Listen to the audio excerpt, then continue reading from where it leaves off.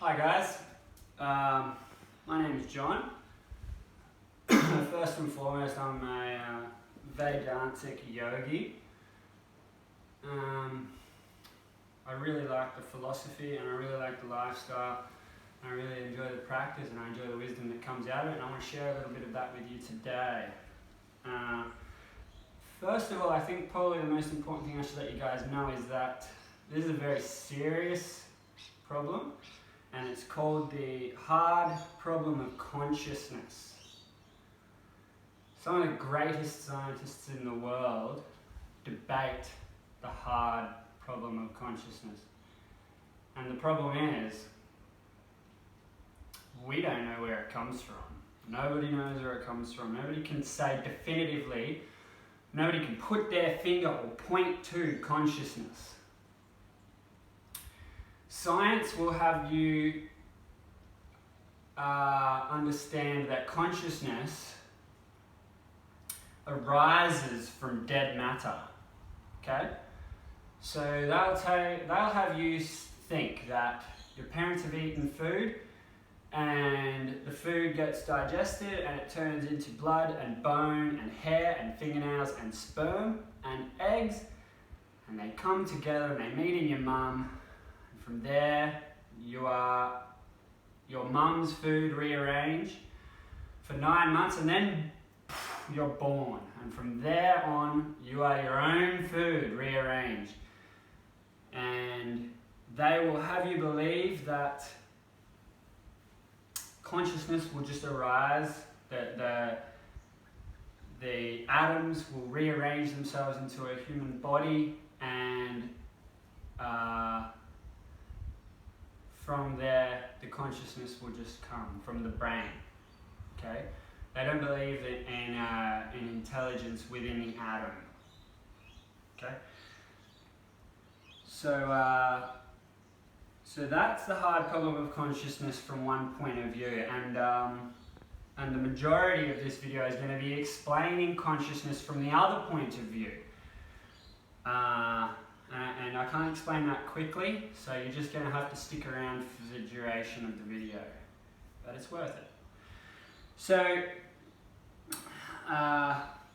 what I want to talk about in the video is also enlightenment, but it's a very specific type of enlightenment. See, today's day and age, there's 1,000 different types of enlightenment. Everybody's got a new definition, from having realizations while you're on LSD, to having realizations during meditation, to the Buddhism nirvana or nibbana. There's a lot of different types, and I'm not going to sit here and name them all because I'm talking about one, and it's called, the Sanskrit term is moksha. And moksha translates to self-realization, realizing your true self, your true nature, more accurately. Now, onto the other side of consciousness. So consciousness has got a few properties to it. Okay, consciousness is not awareness. Consciousness, I am not. Science uses the word consciousness to describe being awake. So if you're conscious, I'm conscious right now according to science. I'm conscious because I'm awake, and I'm not asleep, and I'm not in a coma. I'm not blind, rotten, drunk, passed out. But the consciousness I'm talking about is pure intelligence. It's also awareness. And there's another side that I'm going to get to soon. Now, you can think of consciousness as a seed. Okay, think of an oak tree seed. Within a tiny little seed, the size of a grain of rice. I don't actually know the size of an oak tree seed, but it doesn't matter what seed we're talking about. Within a seed is the blueprints for an entire tree laying dormant. Okay, the entire tree is inside that seed. The intelligence is there. It's all mapped out. Science will call it DNA or whatever they want, but we're not talking about that. We're talking about philosophically. So within this seed lays the blueprint for the entire tree. Within consciousness lays the blueprint for everything that ever was, everything that is, and everything that ever will be, inside and outside space and time.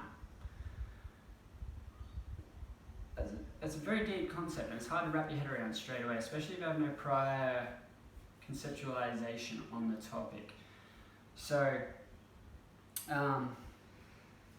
awareness and intelligence, okay? Now, they work together on one side of the coin. Now, they're the same thing, okay? Intelligence and consciousness appear to be two separate things, but they're not. Awareness is a property of the intelligence. So that's one side out of two on the single coin. Now, the other side of the coin is energy, or prana in Sanskrit. Now, prana is energy, but it's more than that. Prana, or the energy that we're talking about, prana comes in different styles and different delivery methods. Prana is what also breathes life into the body, but the prana I'm talking about is the energy of the universe. It's the life force of the universe. There's a comet flying through space. It gets momentum from prana, from energy. A cell, it divides and dies and multiplies by prana. Okay, a rock will disintegrate and break down and decay over thousands of years, and this movement, the energy, the oomph that makes it break down, the thing that drives the movement of the deconstruction of the rock, is prana. It's the substance, okay?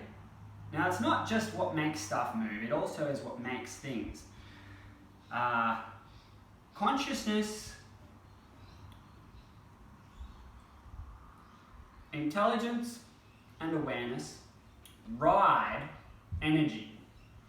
And energy and intelligence manifest the entire world. They work in sync, okay? Now, this is non-duality, okay? Because I'll explain what non-duality is. We are all consciousness. This means that consciousness is the sum total of the universe. It is the only thing in existence. Consciousness is everything. Everything is consciousness. Everything arises within consciousness. There's nothing separate from consciousness. I am consciousness. I am consciousness. I come from the cause, and to the cause I shall return. And from the cause of non-duality rises duality. I'm a dualistic being. Now,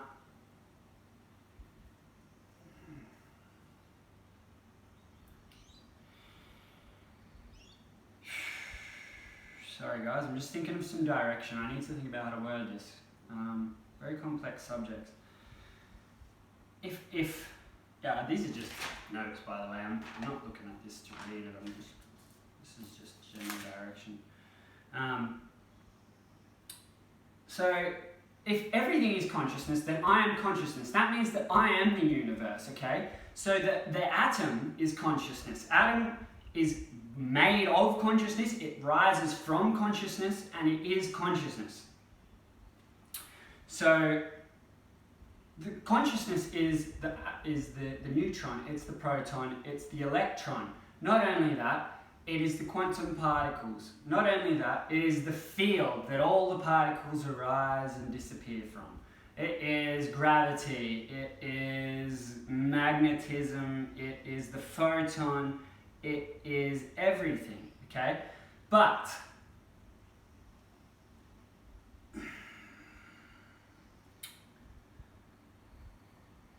if I am the universe,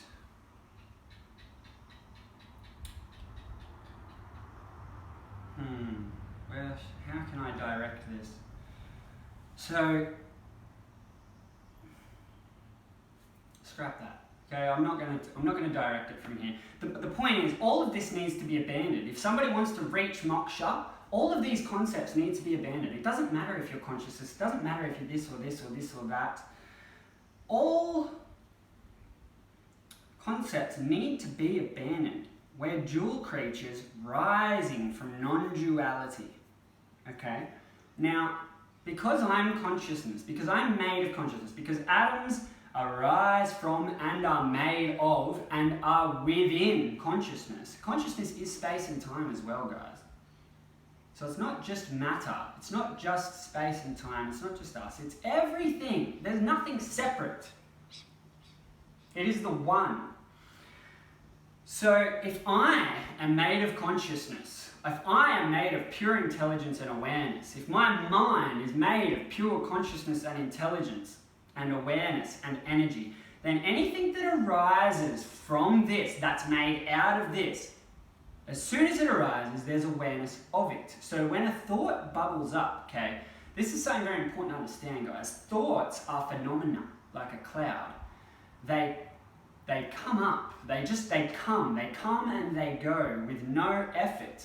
They're not yours, they're not planned, they're not done with intent. They just bubble up like a fart or a burp. Okay, the lungs breathe, the heart pumps blood, and the mind farts and burps thoughts.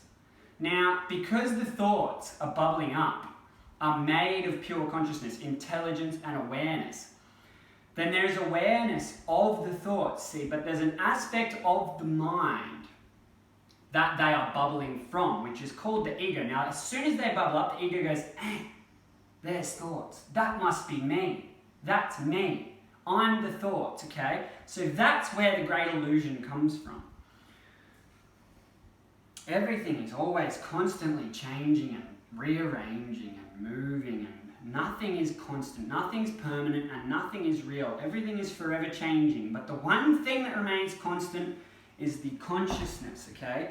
At the bare basic level, consciousness is the primordial essence of the universe. Primordial meaning it is the original nature. So, let me ask you this. If a tree falls in the wood, is there sound? No, there is no sound. Now, this is a deep concept to get your head around. Not for everyone, but it's very alien. I'm not saying that only special people can do it, or this or this. It's not about that. It's an alien idea. So the reason I say it does not make sound is because it makes vibrations. Now, the vibrations, if they're lucky enough to pass through the instrument of hearing, the ears, and into the organ of hearing, the mind, then the vibrations will be converted, transformed into sound. The brain will manifest a creation of sound. And it does this to help me navigate the universe. Same for everything. Same for all my vision, okay? All my sense of touch, all my sense of smell, everything is not what I am perceiving, okay? The brain is transforming all of this data, all this stuff is constantly streaming and bombarding your brain and just invading it. And your mind is turning it into stuff. It's turning it into stuff to help us navigate the universe, like vision. And this is the reason that we can't trust anything. Where there is perception, perception being anything that comes in through the senses, it's being perceived by me, by this body, rather. Now, where there's perception, there's deception. So I can't even trust my five senses. Reality cannot be trusted according to the human brain. And this is why science falls short of explaining the universe, because the universe is not logical, it's not linear. The universe is paradoxical. When we're studying the universe, we're not studying reality. We're studying reality according to our mind. We're studying mind objects. We're studying thoughts. Okay? Yes, we might be looking at the atom or the cell through a microscope, but It's a projection. It's a thought object. It is a perceived thing. Your eyes are taking it in, and then your brain is cognizing a visual story to show you. Okay? And who it shows it to is the consciousness that it's made of. But the ego takes it and mistakes it for itself. So reality can't be trusted.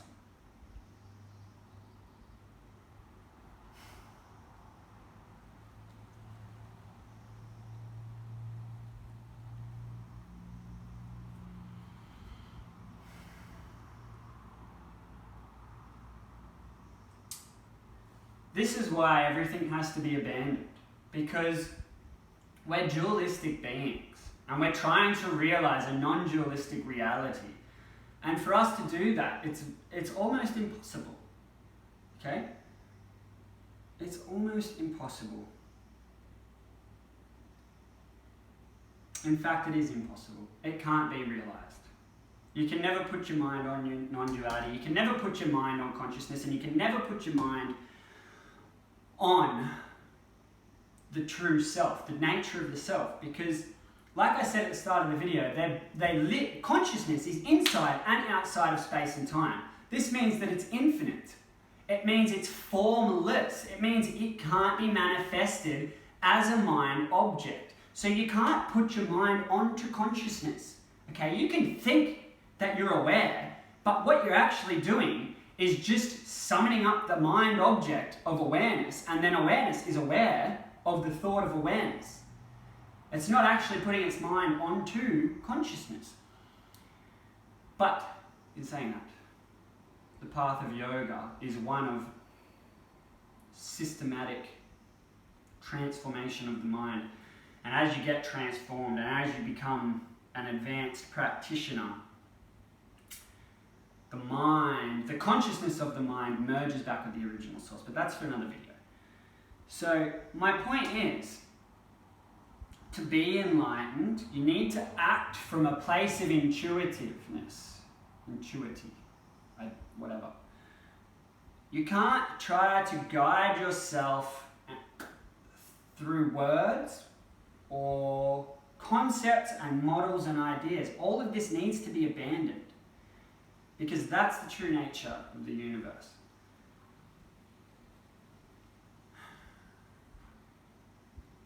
And so no one can ever tell you what self-realization or God realization is. You can never read it in a book, and if you've read it in a book and you think you know what it is, then you're wrong, because you can never know what it is. The minute that you say to yourself, that's what I am, I found it, there it is, you're wrong. You can never know it. You can never say it. You can know it intuitively, but that's it. So all these people who are claiming to guide you to enlightenment and to tell you what enlightenment is, anyone trying to tell you what enlightenment is, they can never deliver it to you. The best we can do is give you words and concepts and models and direction and a systematic path to get you to a point where you can abandon it all. The boat can only serve you to the other side of the river. Then you have to leave the boat behind and adventure out on your own.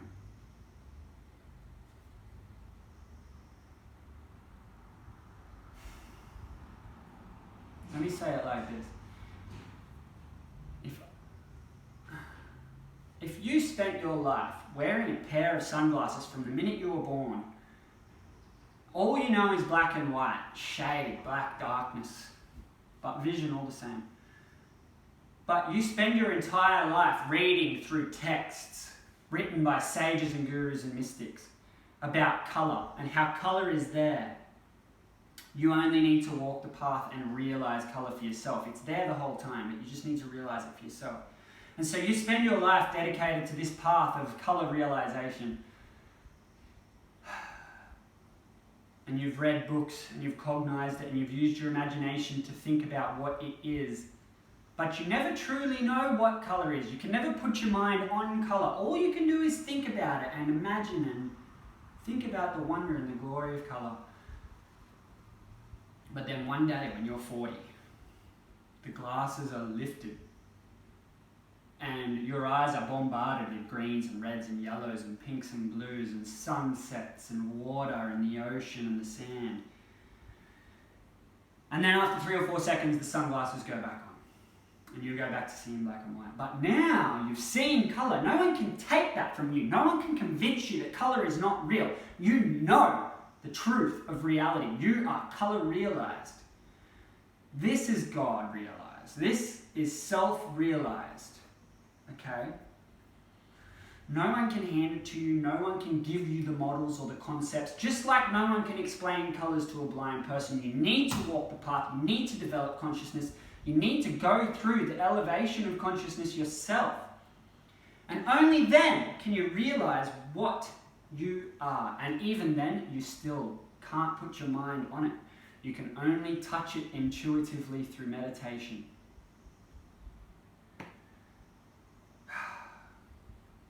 This is turning into a long video, guys. I think I'm going to wrap it up. I'm really bad at like keeping track of my own thoughts and where I'm up to, and I'm sure there's 1,000 other things that I wanted to cover. And there's 1,000 other things that Vedanta can cover. Vedantic yoga, Vedanta, the Vedas, the Upanishads. They can answer all of life's questions.